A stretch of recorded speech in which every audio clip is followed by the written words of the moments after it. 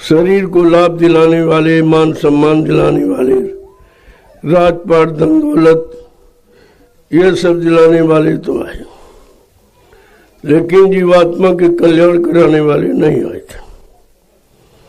इसलिए जीवात्मा 3-3 युगों से फंसी पड़ी और अभी तक निकल नहीं पाई। जब कोई आया नहीं तो बेचारी जाती किसके साथ? क्योंकि घरवाली घरवाले के साथ जाएगा, किसी अड़ोसी पड़ोसी के साथ नहीं जाएगा। जीवात्मा का घर सत्यलोक सच का नामी धाम है। जब वहां से कोई आएगा वो जीवात्मा का घर वाला होगा, वही इसको घर पहुंचाएगा। बाकी बीच वाले कोई नहीं, न ब्रह्मा न विष्णु न शंकर, न राम न कृष्ण देवी देवता। ये जीवात्मा के बारे में तुम्हारा कोई काम नहीं कर सकते। जब खुद ही अपनी जीवात्मा को नहीं जगा पाए, घर नहीं पहुंचा पाए, तो तुमको कैसे पहुंचे? और जीव बेचारा युगों से इन्हीं के अधीन रहा, इन्हीं की सुनता रहा, इन्हीं की मानता रहा, इन्हीं की पूजा करता रहा, इन्हीं में फंसा रहा, क्योंकि कोई इनसे आगे बताने वाला कोई आया नहीं। ये तो कलयुग में संत पधारे जीवों पर दया करने के लिए। कलयुग में संत पधारे, उन्होंने जीवात्माओं के कल्याण की बात की शुरुआत की, जो यहाँ किसी ने नहीं किया।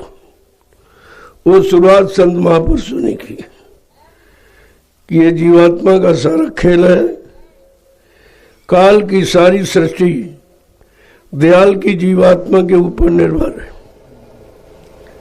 अगर दयाल अपनी जीवात्मा को निकाल लें शरीरों से, तो काल की सारी सृष्टि मुर्दा हो जाएगा, सब जड़ में बदल जाएगी, चेतन रूप समाप्त हो जाएगा। और बगैर चेतन के कोई मंडल चल नहीं सकता। चेतन चलती, जड़ नहीं चलता। शरीर नहीं चलता, शरीर को चलाने वाली चेतन जीवात्मा। जब तक वो तुम्हारे शरीर में रहेगी, आपका शरीर चलता फिरता, उठता बैठता, काम करता नजर आएगा। और जिस दिन परमात्मा अपनी चेतन शक्ति जीवात्मा को शरीरों से निकाल लेगा, ये सब शरीर मुर्दा हो जाएंगे। यह बात किसी ने नहीं बताई। और तो आपको बताया गया कि मान है, सम्मान है, अधिकार है, राज है, पाठ है, धन है, दौलत है, औरत है, पत्नी है, बच्चे हैं, ये तो सब बताया। लेकिन जीवात्मा के बारे में कोई चर्चा नहीं है। ऐसा मालूम देता है कि जीवात्मा के बारे में इनको कोई जानकारी नहीं थी, या इनको बताने का अधिकार नहीं था। कोई बात तो जरूर रही है, खैर उससे हमारा कोई मतलब नहीं है।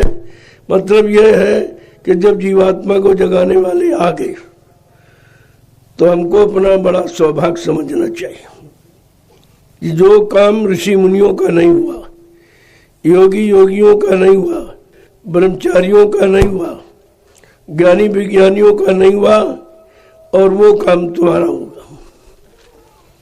बात असली तो ये है। तो हमें आपको बड़ा सौभाग्यशाली समझना चाहिए।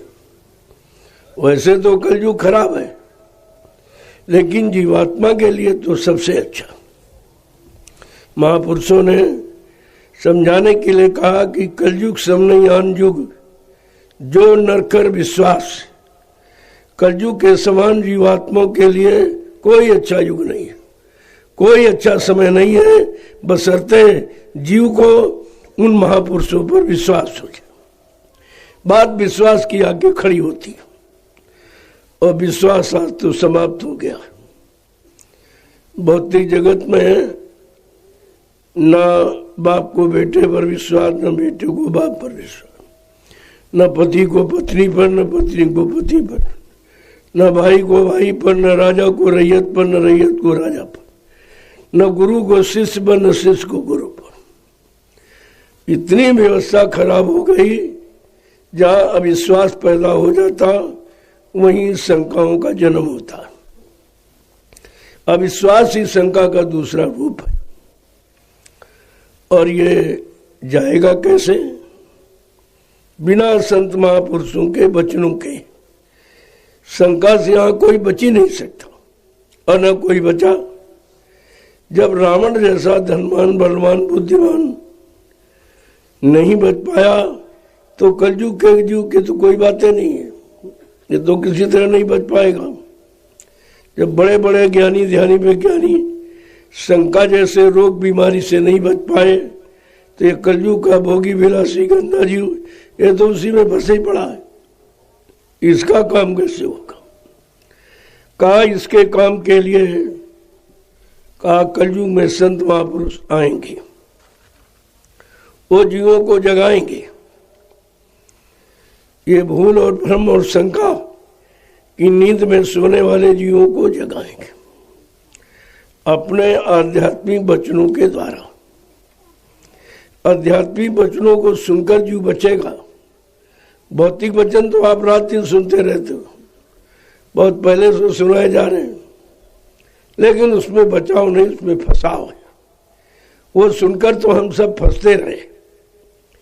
बचने बचाने की बात किसी ने नहीं बताई और हम लोग फंसने को ही अपना मूल आधार समझ लिया कि यही सब कुछ है, इसके अलावा और कुछ नहीं है। तो हम सब फंस गए। अब फंसते फंसते इतना फंस गए किसी को सर्वोपरि मान लिया, यही सब कुछ, इसके अलावा कुछ नहीं। लेकिन जो संतों का पदार्पण हुआ तो उन्होंने ये भेद खोला कि नहीं भाई, ये सब तुम्हारा काम नहीं है जो तुम कर रहे हो, या तुमको जो बताया सिखाया गया है ये तुम्हारा काम है। क्यों? शरीर और इंद्रियों से संबंधित तुम कार्य करते हो और ये शरीर इंद्रियां भी तुम्हारी नहीं। एक दिन ये भी खत्म हो जाएंगी, ये भी धोखा दे देंगे।